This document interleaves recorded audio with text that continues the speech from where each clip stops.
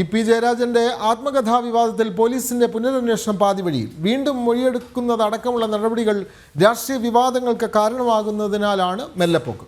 ആദ്യ റിപ്പോർട്ട് വ്യക്തതക്കുറവ് കാരണം ADGP തള്ളിയിരുന്നു.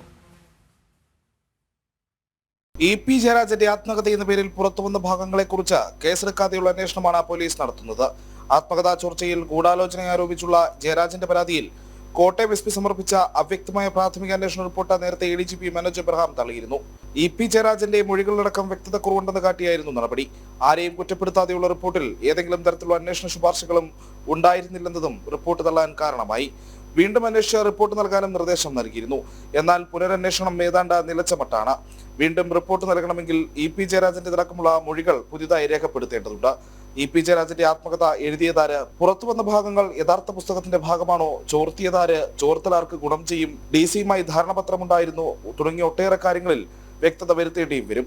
ഇതെല്ലാം ഭരണകക്ഷിയുമായി ബന്ധപ്പെട്ട തുടർ രാഷ്ട്രീയ വിവാദങ്ങൾക്കും കാരണമാകും. ഇതാണ് പോലീസിനെ കുഴപ്പിക്കുന്നത്. തൽക്കാലം റിപ്പോർട്ട് നൽകുന്നത് പരമാവധി വൈകിപ്പിക്കുകയാണ് പോലീസ്. അതിനിടയിൽ രവി DC AKG സെന്ററിലെത്തി CPM സംസ്ഥാന സെക്രട്ടറി MV ഗോവിന്ദനെയും കണ്ടിരുന്നു. ജനം, തിരുവനന്തപുരം.